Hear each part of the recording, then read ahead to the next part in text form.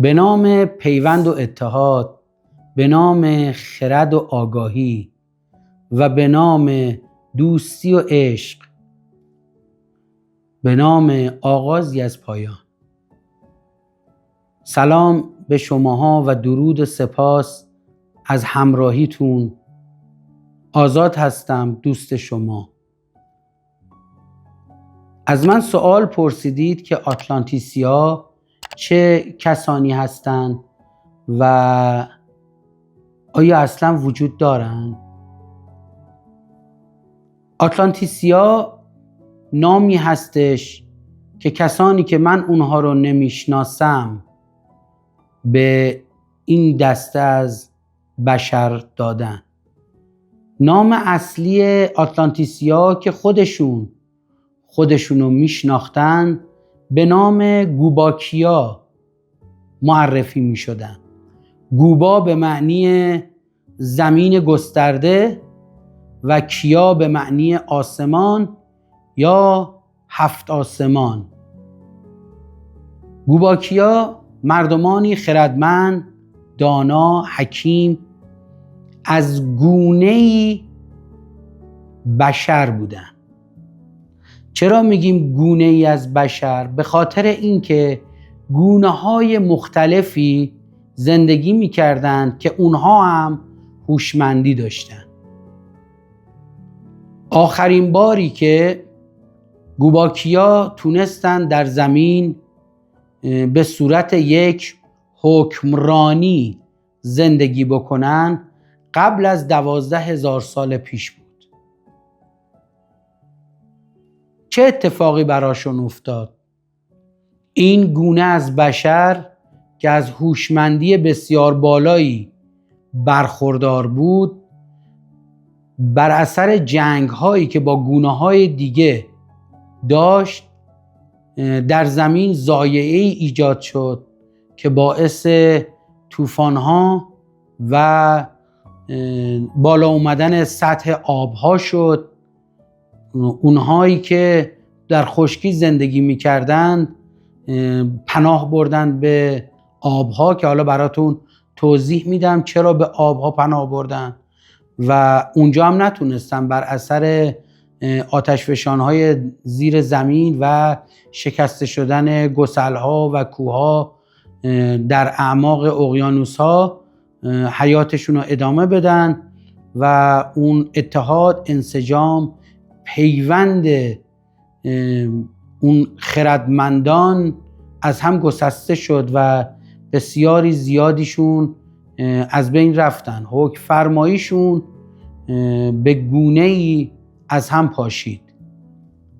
این یک گذری بود از اتفاق غم‌انگیزی که برای این دسته از انسان‌های خردمند و هوشمند به نام گوباکیا افتاد.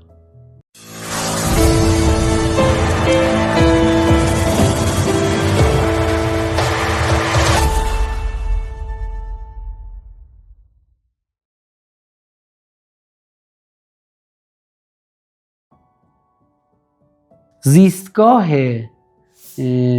مردمان گوباکیا یا به قول بعضیا آتلانتیسیا کجا بوده؟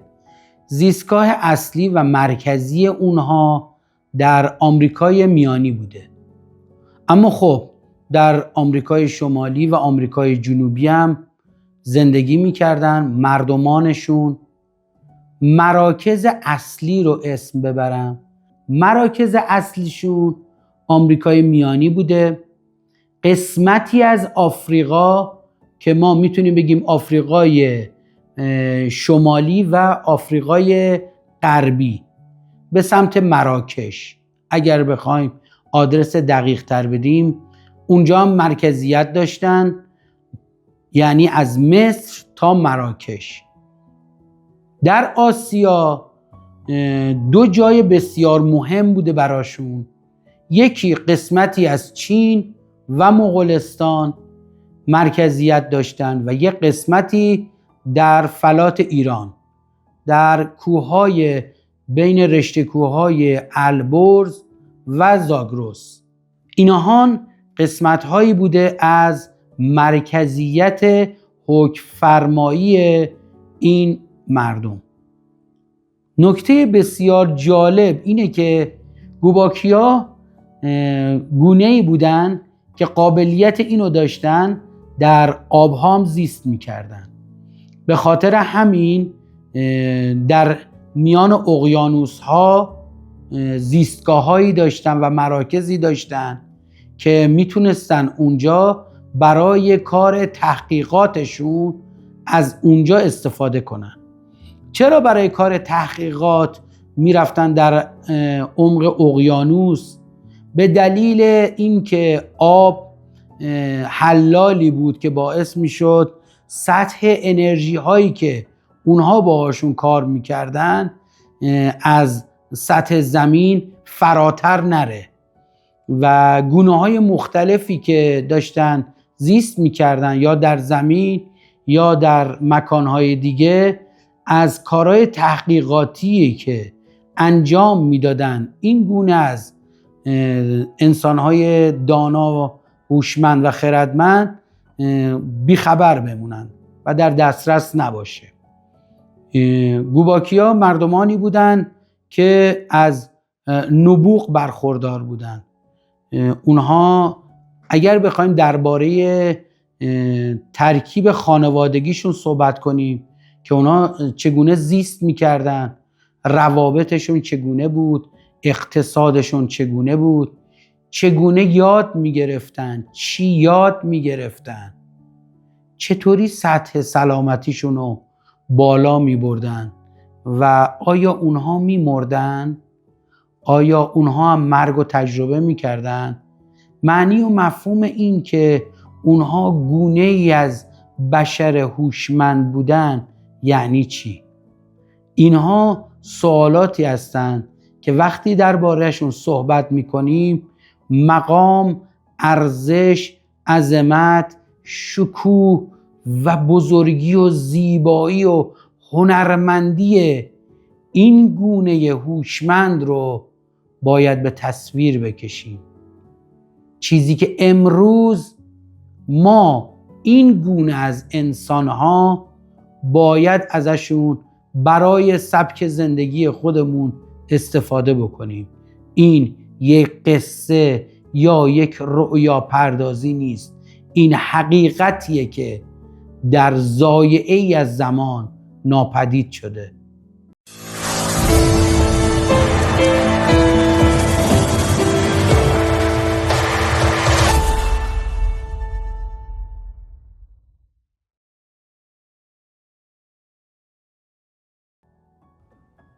انسان‌هایی هوشمند با اندامی درشت،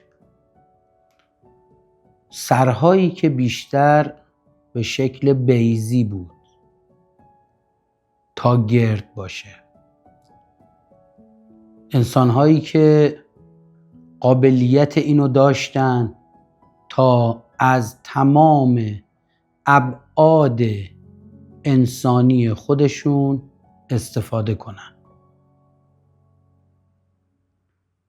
سیستم حکومتی یا مدیریتی این زمین در اختیار گوباکیا یا آتلانتیسیا به قول شما به صورت دایره‌ای یا حلزونی بود.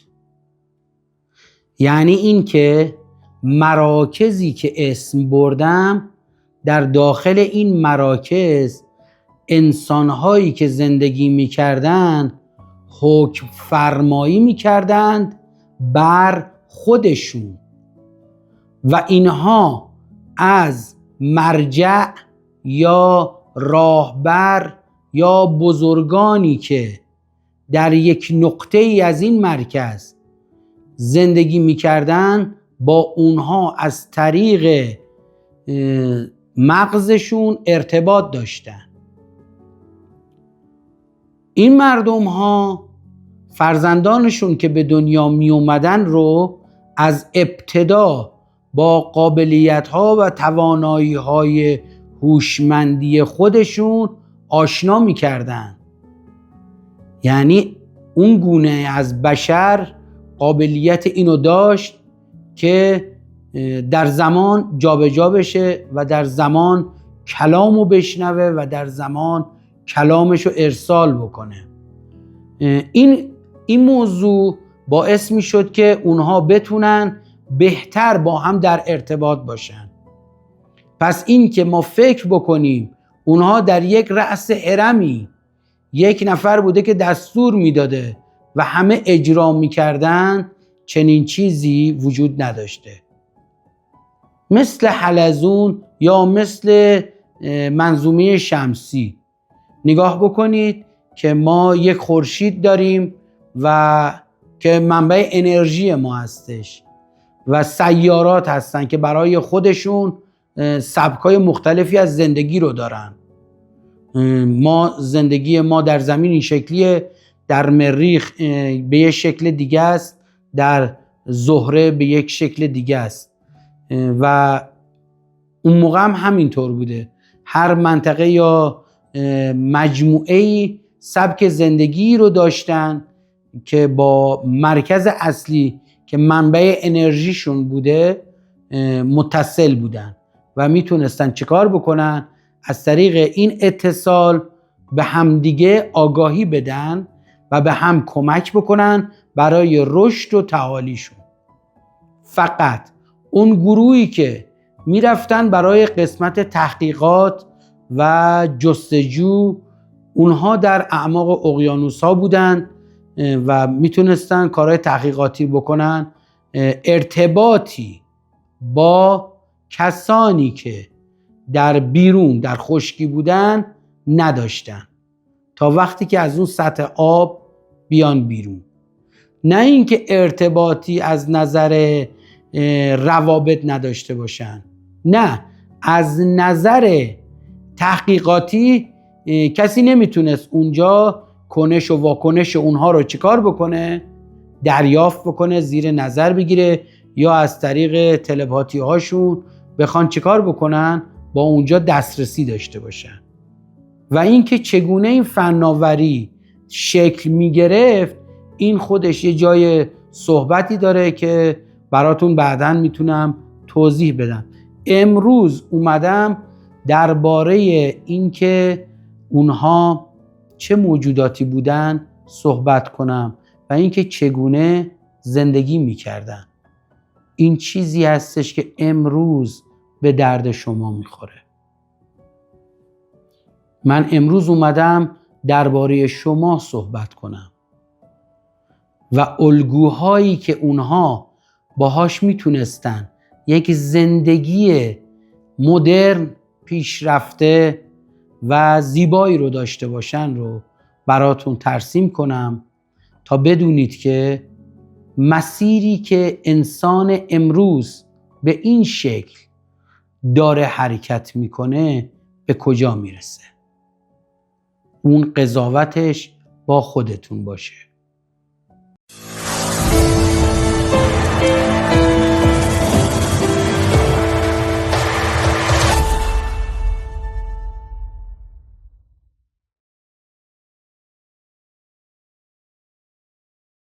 علت انقراض این گونه از بشر چی بود؟ آیا واقعا منقرض شدن یا هنوزم هستن؟ آیا اینها مرگ داشتن یا جاودانه بودن؟ من در مورد علت انقراضشون اینجا صحبت میکنم. گونه‌های مختلفی از موجودات مختلف یا بگیم شبه انسان هم بودن. شاید اینجوری توضیحش بهتر باشه. و اونها سعی داشتن قلمرویی که آتلانتیسیا داشتن رو به دست بیارن تا بتونن بر سایر مردمان آتلانتیس حکم فرمایی بکنن. این باعث بروز جنگ میشد. نه به سبکی که مثل ما با شمشیر و اسلحه و تسلیحات نظامی باشه.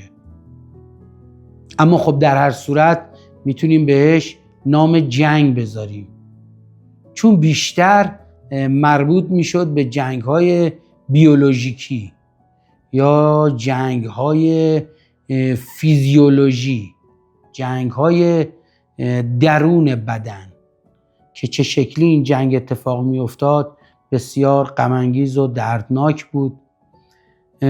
خب این جنگ‌ها در نهایت باعث شکست شدن چارچوب‌های مغزی این انسان هوشمند شد و این چارچوب‌ها وقتی شکسته شد در زمان یک شکست ایجاد شد.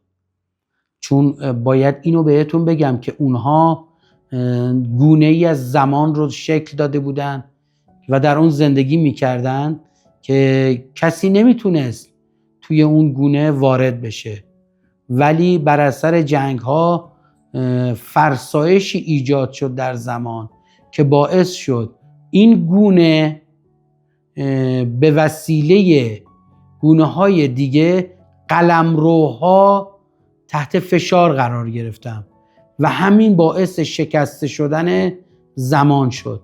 وقتی زمان شکسته شد تغییرات در زمین اتفاق افتاد، مثل سیل‌ها، زلزله‌ها، آتش فشان‌ها، و از همه دردناکتر آتش فشان‌ها بودند که در اعماق اقیانوس‌ها اتفاق افتاد، چون مراکز تحقیقاتی بسیار مهم بودند و در اونجا پایه‌ای از سطح انرژی یا ابزارهای تولید انرژی اونجا استفاده میشد، بر اثر حرارت و انفجار سنگ‌های آتشفشانی منفجر شد و اون باعث تغییرات بسیار زیادی در سطح زمین شد، حدود 12,000 سال پیش، بین 12 یا 13,000 سال پیش. و حدود 11,000 سال پیش بود که دیگه گوباکیایی وجود نداشت، چون بیشتر گونه‌های مختلف بر اثر این حادثه در مراکزشون از بین رفتن و به صورت پراکنده تعداد بسیار اندکی از این گونه باقی موندن. به دلیل وجود این انفجارهای عظیم یک لایه‌ای در بالای سطح زمین ایجاد شد که این لایه باعث شد که گوباکیاها نتونن حتی از زمین خارج بشن و همینجا اونها از بین برن. اونها قدرت اینو داشتن که با جاودانگی زندگی رو تجربه بکنن، ولی حادثه‌ای که در مرکز تحقیقاتی های اینها اتفاق افتاد اون مرگ رو براشون به ارمغان آورد و متاسفانه اونها نتونستن از قابلیت ها و توانایی هاشون استفاده بکنن. اینکه چرا نتونستن از اون توانایی ها استفاده کنن به دلیل اون انفجارهایی بود که در لایه‌های هسته درونی بدن اونها اتفاق افتاد. شکستی که در زمان ایجاد شد باعث تغییر آناتومی بدن، فیزیولوژی بدن و سطحی از انرژی بدن شد و این شد که اونها دیگه نبودن. تعداد کمی از اونها باقی موندن و تونستن زمینی رو به صورت نوین که امروز ما شاهدش هستیم و بسازن.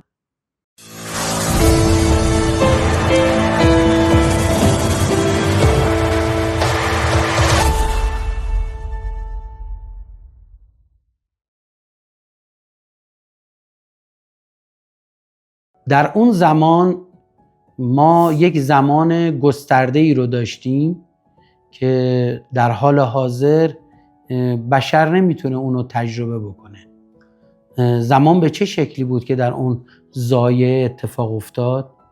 دقیقاً آنچه که اکنون ما در گذشته میبینیم و تجربه میکنیم و به عنوان خاطرات ما میشن، به عنوان دانش ما میشن، به عنوان تجربیات ما میشن که باعث میشه از اونها استفاده کنیم و کارهایی رو انجام بدیم، افکاری رو داشته باشیم که در آینده شاهد نتایجش باشیم.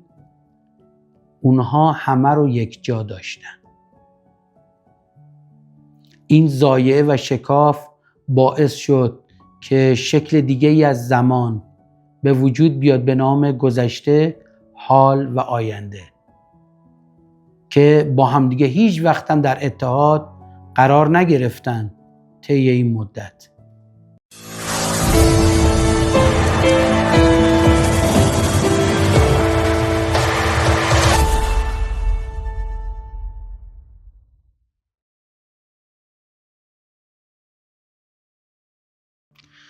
انفجاری که در زمین اتفاق افتاد باعث شد که در کیهان یک ضایعه ایجاد بشه.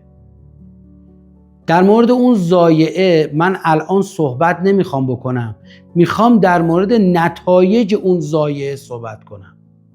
این که در حال حاضر جهان داره تجربه دیگه ای از خودشو میکنه، یعنی فاصله گرفتن کیهان از کیهانهای دیگه و اینکه سیاهچاله ها هر روز دارن قدرتمندتر و بزرگتر میشن.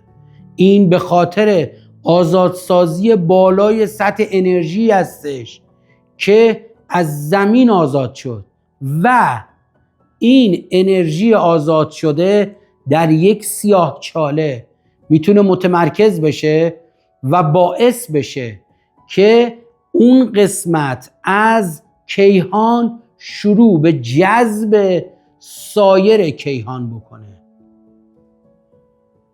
چون انرژی که آزاد شده، این انرژی بسیار هوشمند و قدرتمنده. انرژی برای اینکه بتونه توی سطح وسیع فعالیت بکنه نیاز به اطلاعات داره. ما بهش میگیم جهان اطلاعات. تمام جهان اطلاعات رو داره جذب میکنه. این کاریه که سیاهچاله داره میکنه. ما در سیاهچاله تاریکی نمیبینیم، اما یک سطحی از نور رو میبینیم که در هیچ کجای کیهان دیگه نمیتونیم تجربهش کنیم. این به خاطر حضور میزان زیادی از اطلاعاتی هستش که از گوباکیاها اونجا به جا مونده. حالا میدونید که اگر میخواین در مورد اونها بیشتر بدونید باید به کجا سفر کنید؟ به جهان اطلاعاتی که بسیاری از سطح وسیع اونو زندگی این گونه هوشمند اشغال کرده.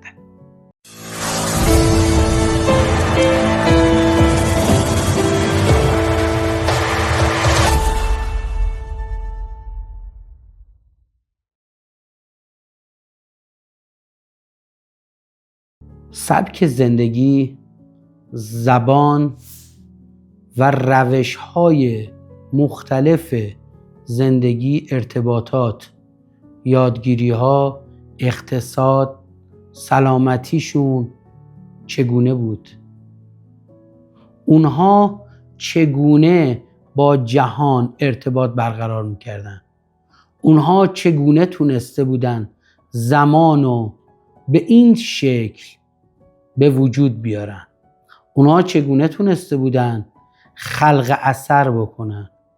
و اونها چگونه میتونستند از آنچه که ما بهش میگیم گذشته و آینده شکلی رو بسازن که زمان حال در اون وجود داره. اونها با فرزندانشون چگونه برخورد میکردن؟ آیا در دوران اونها مرد و زن اصلا به این شکل وجود داشته؟ آیا زن سالاری بوده یا مرد سالاری؟ آیا اونها آموزش میدیدن؟ آیا تکنولوژی اونها شبیه تکنولوژی امروز بشر یا پیشرفته تر یا عقب‌تر بوده؟ هر سوالی که در این باره دارید میتونید از من بپرسید و در آموزش‌های بعدی آگاهیشو به شما تقدیم میکنم. من آزاد هستم، دوست شما.